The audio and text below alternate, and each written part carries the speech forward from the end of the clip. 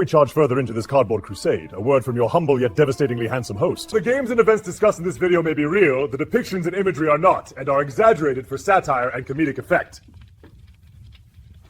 Now let's get to the video. Warriors of Cardboard, we're here to discuss the news for the week of January 23rd, 2026. And yes, I stacked these boxes so high that my landlord thinks I'm building fortifications. We have a lot to go over, so let's get into it. But first, by cardboard and steel, we wage the ultimate game. For the table, for glory! Oh, hey, it's cardboard, folks. Critical hit, hype, rules, gone. Conan the Reviewer.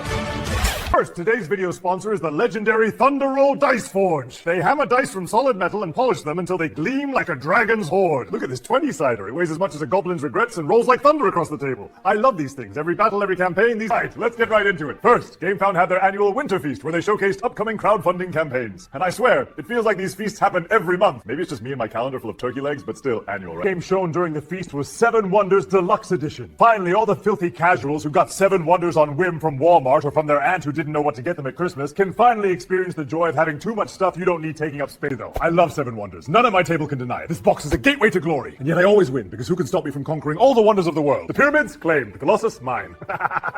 The lighthouse shines up. They showed off Zombicide Pirates. It's Zombicide with pirates, so if that's your thing. Observe this shambling buccaneer, still clutching his cutlass and a half-plucked parrot. I have battled hordes of that. They showed off Marco Polo Deluxe Edition. I'm excited about that one. It even includes the Fish Out of Water expansion. Marco!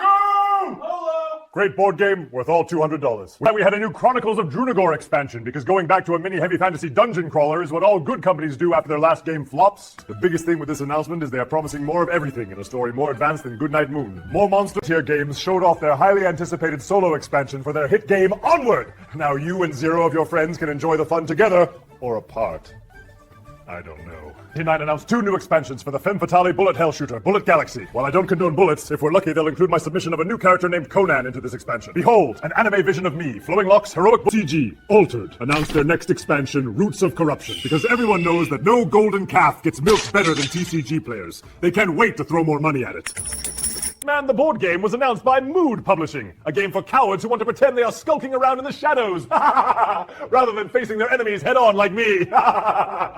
Via Quest, a Neopets board game, was also announced. From the sounds of it, you're completing quests, hitting objectives, gathering shiny tokens. Basically every fantasy game you've ever played, just painted with Neopets colors. If you're the one person who's still playing Neopets, this game's for you. Up we have Last Ark, a JRPG tactics-inspired tabletop RPG just announced by the Midara crew. They say it's a grim grid of heroic battles, level-ups, and story arcs big enough to blot out the sun, everything your nerdy JRPG heart could ever crave. Check. Arch-villain encounters was shown next, showing absolutely no information other than giant miniatures. The trailer rolled out statue after statue, an armored titan, a snarling ogre, a dragon stretching clear off the screen. All plastic, all huge, all dramatically. Next up, Geekinson showed off a new table they have coming to Gamefound. I can't wait to stress test its many cup holders against my might! They played trailer for a game called Huxfall, another survival horror crawler, but this time for the Teberu game system, so it probably won't work, which is fine, because no one really will buy it. Following that, a trailer for Stormfeathers played, which is a worker placement dungeon crawler hybrid. But again, nothing was really shown other than pretty pictures, so we have no idea what that will be. Next, Level 99 talked about 5 new games coming to their new mega game library, despite these all seeming like super small games. So small, they're offering them all in one mega library.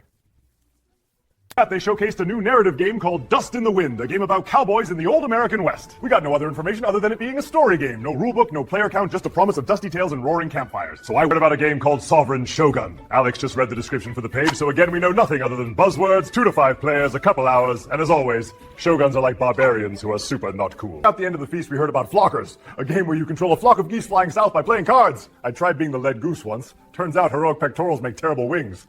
They bumped me to baggage, but I still look majestic. They showed off Tales of London, a semi-cooperative conquest game where players will deploy units and fight nether entities. Tell me if you've heard this one before. Yeah, revolutionary, never been done. Foggy streets, spooky monsters, so fresh. I kid.